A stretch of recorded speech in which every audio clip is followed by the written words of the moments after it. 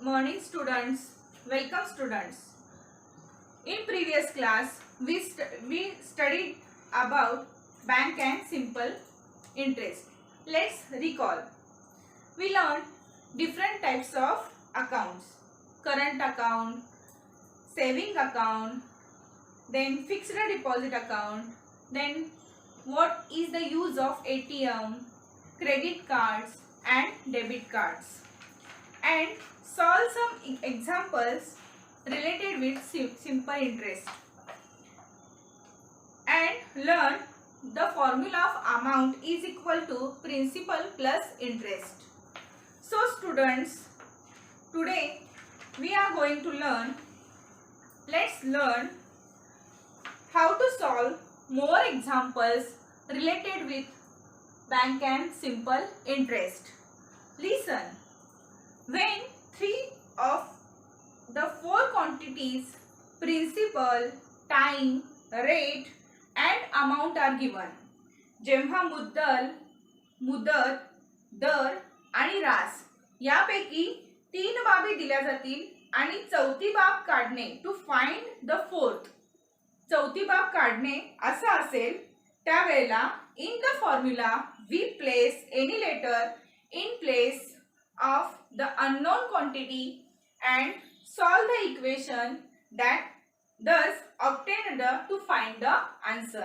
आणि त्यावेळेला आपल्याला सूत्रामध्ये शोधण्याच्या संख्येसाठी म्हणजे शोधण्याच्या संख्येसाठी अक्षर मांडून किंवा समीकरणाची मांडणी करून उदाहरण कसं सोडवायचं हे या ठिकाणी आता आपण पाहणार आहोत. Late us learn first example. Example number 1. Principal is equal to 25,000 rupees. Then amount is equal to 31,000 rupees. Then time is equal to 4 years. Then what is the rate of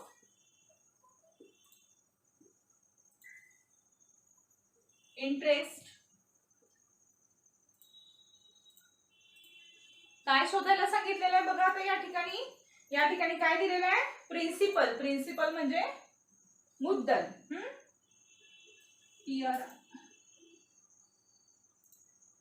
principal म्हणजे काय दिलेलं आहे आपल्याला या ठिकाणी?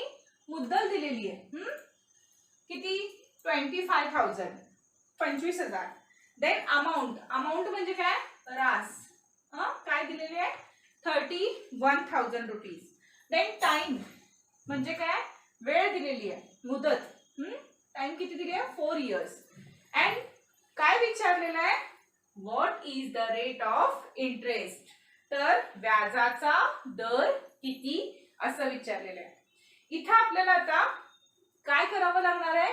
एकूण व्याज काढावं लागणार आहे. देन हियर आता एकूण व्याज कसं होणार आहे? तर या ठिकाणी रास कशाला म्हटलेला आहे पाहायला गेला तर तुम्ही, तर त्या ठिकाणी आता समजून घेणार आहोत आपण. या ठिकाणी या फॉर्म्युलाचा वापर आपण या ठिकाणी करणार आहोत. कोणता formula? Here amount minus principal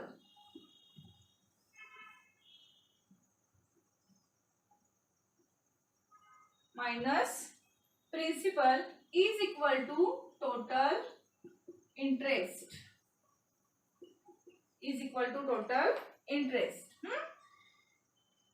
Then amount किती दिलेलं आहे सांगा बघू?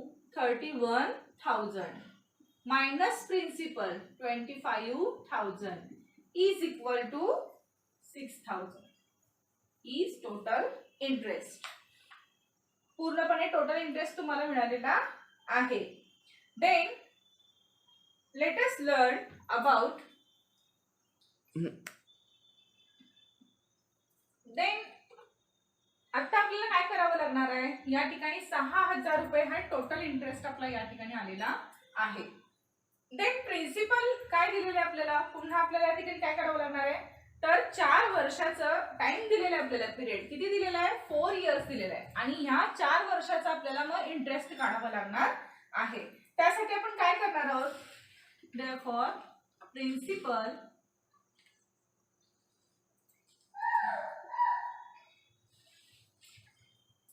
is equal to 25,000 rupees. Then time period किती दिलेला आहे, 4 years. Then after interest is equal to 6,000 rupees. Then let us now use the formula. मागच्या पिरियड मध्ये आपण फॉर्म्युला अभ्यासलेला आहोत. कुठला, simple इंटरेस्टचा. Simple interest is equal to principal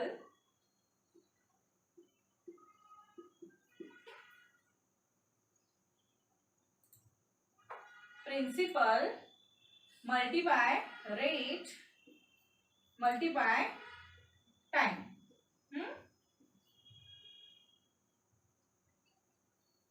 Upon 100 is equal to T multiply R multiply T upon 100. आता इथे काय करणार आहात तुम्ही, या ठिकाणी किंमती घालणार आहोत आपण ना, मूल्य या ठिकाणी घालणार आहोत. प्रिन्सिपल किती दिलेला आहे, 25,000. मल्टिप्लाय रेट किती दिलेला आहे सांगा बघू, हाऊ मेनी रेट्स, नाही दिलेला आहे, माहिती नाहीये, काढायचं आहे आपल्याला इंटरेस्ट रेट आपल्याला. आणि टाइम किती दिलाय, 4 इयर्स दिलेला आहे, अपॉन 100 इज इक्वल टू, आता इथं जर सोडवायला गेलं, इंटरेस्ट मात्र आपल्याला मिळालेला आहे. सिंपल इंटरेस्ट किती निघालेला आहे आपल्याला, टोटल इंटरेस्ट 6,000 रुपीज. किती निघालेला आहे, 6,000 rupees. Then simple interest is 6,000 is equal to, या ठिकाणी T principal multiply R multiply T केलेलं होतं आपण, अपॉन 100 या ठिकाणी केलेलं. Then R, what mean R? R is equal to rate of interest. R म्हणजे काय, रेट ऑफ इंटरेस्ट. Therefore आता इथं काय होणार आहे, हा मल्टिप्लाय जो आहे तो पलीकडे इकडे या ठिकाणी आपण आता हा काय आहे तर न्यूमरेटर आहे, मग या ठिकाणी हा जाताना काय होणार आहे, डिनॉमिनेटर या ठिकाणी मांडणी करताना आपण कसे करणार आहोत बघा, R is equal to 6,000 multiply 100 upon 25,000 multiply 4. ठीक आहे, असं का झालं, तर हा इकडे आला तर छेदात जो 100 आहे तो काय झाला, अंशाला गेला आणि पुन्हा अंशाला जे आहे ते काय झाले, छेदात आले. अशा पद्धतीनं या ठिकाणी आपण मांडणी केली. Then R is equal to, आता डिवायडेशन केलो आपण, 0 0 0 0 0 0 सगळे गेले, 2 2 जा 4, 2 5 जा 10, 0 2 1 जा 2, 2 3 जा 6, 3 5 जा, देन 50 आला,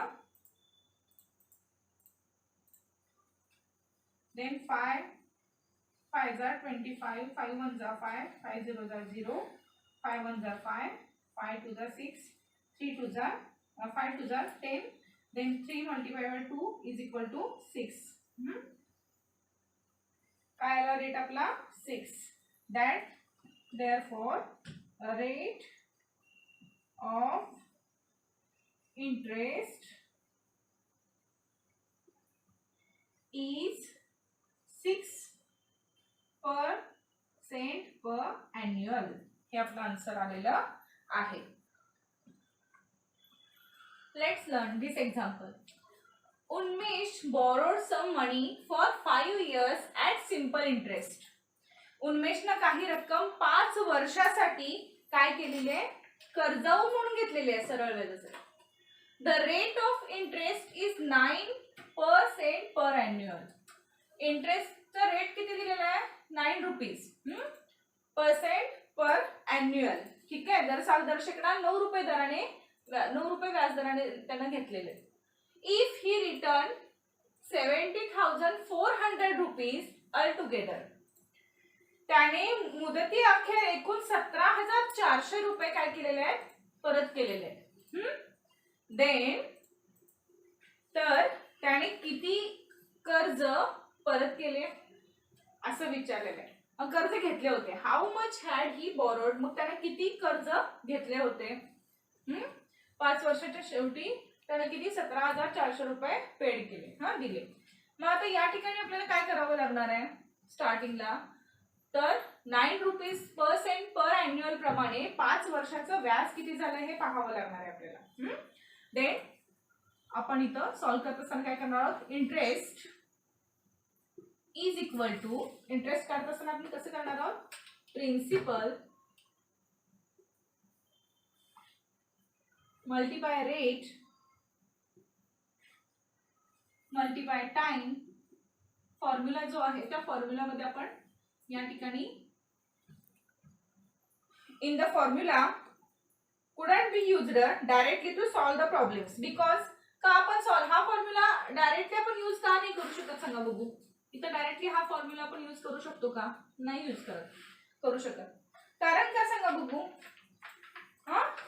कारण now either interest or principal however at that time, कारण व्याज व मुद्दल जे आहे हे दोन्ही आपल्याला माहित नाहीये.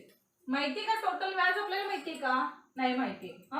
मुद्दल इथं दिलेली आहे का, प्रिन्सिपल दिलेलं आहे का क्वेश्चन मध्ये, नाही दिलेलं आहे. However the interest on the principal of 100 rupees for 5 years is 45 rupees. जर आता आपण इथं काढायला गेलो 100 रुपये मुद्दलावर 5 वर्षात आपण 45 रुपये त्याचे व्याज होतं. 5 years जर गेलं तर 5 years इज 45 रुपीज. 100 रुपीज वरती 45 रुपीज काय होतात 5 वर्षासाठी. ह्याच्याप्रमाणे पाहिलं 9% जर ह्या ठिकाणी हे दिलेलं आहे, इंटरेस्ट दिलेला आहे, त्या पद्धतीने पाहिलं तर 45 रुपये व्याज होतं. Then hence the amount is 100 plus 45 is equal to 145 rupees. किती होणार आहे 145 rupees. Now we can express the ratio of principal and amount is two way and obtain an equation. आता आपल्याला काय करावं लागणार आहे या ठिकाणी, म्हणून 100 plus 45 is equal to 145 rupees आपल्याला रास मिळते जर काढायला गेलो तर त्या ठिकाणी. देन यात आपल्याला मुद्दल आणि रास याचं गुणोत्तर 2 प्रकारे मांडून समीकरण तयार करायचं आहे. काय करायचं आहे, मुद्दल आणि रास यांचं गुणोत्तर मांडून काय करावं लागणार आहे आपल्याला, 2 प्रकारे या ठिकाणी समीकरण मांडावं लागणार आहे. आता इथे काय झालं आपलं, interest on the principal of 100 is interest of 100 rupees for 5 years is 45 rupees. 5 वर्षाचा इंटरेस्ट किती होणार आहे, 100 रुपयाला 45 रुपये येणार आहे. मग अमाऊंट किती मिळेल आपल्याला, मग देयरफॉर अमाऊंट किती होणार आहे आपली सांगा बघू. अमाऊंट इज इक्वल टू काय होणार आहे, equal to 100 plus 45 is equal to 145. रास किती निघणार आहे मग आपली टोटल अमाऊंट 145 रुपये आपली निघणार आहे. दॅट्स वाय आता हे इक्वेशनच्या व्हॅल्यू मध्ये आपण लिहिणार आहोत. Therefore if Unmesh principal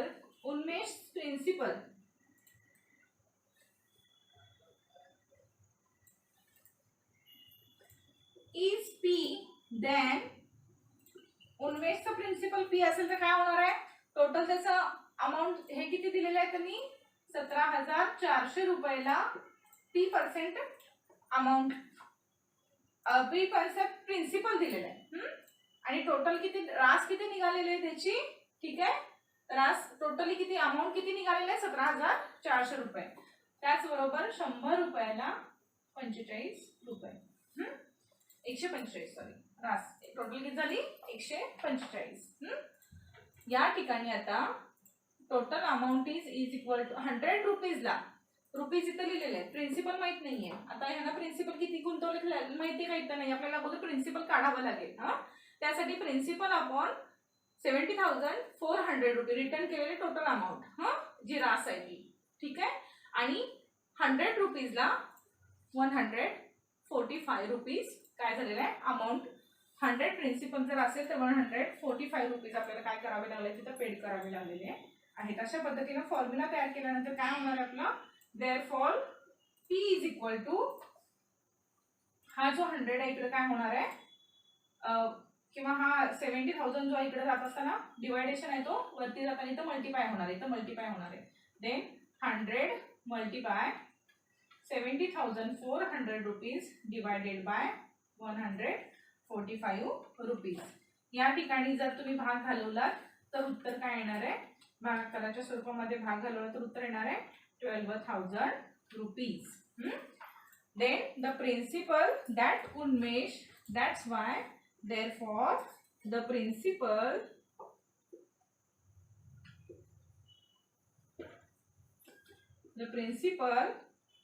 that Unmesh borrowed was 12,000 rupees.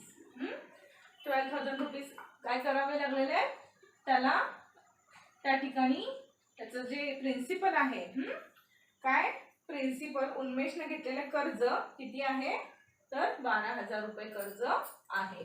मग ह्या 12,000 रुपयाला 9% व्याजदर त्यांना दिलेला आहे आणि 9% व्याजदराप्रमाणे त्यांना 17,400 रुपये काय केलेले पेड केलेले आहेत 5 इयर्स एंडला. अशा पद्धतीने सुद्धा तुम्हाला उदाहरणे सोडवता आलं पाहिजे. समजा एखादा कंटेंट दिलेला नसेल तर ह्या फॉर्म्युलानुसार आपण सोडवू, प्रिन्सिपल नसेल, रेट पण नसेल आणि टाइम या ठिकाणी ह्या इंटरेस्ट नसेल, या दोन्ही गोष्टी नाही आहेत. या ठिकाणी या उदाहरणामध्ये आपल्याला काय दिसत नाहीये, इंटरेस्ट पण दिसत नाही, प्रिन्सिपल पण दिसत नाही, त्याच्यामुळे हा फॉर्म्युला आपण वापरू शकत नाही.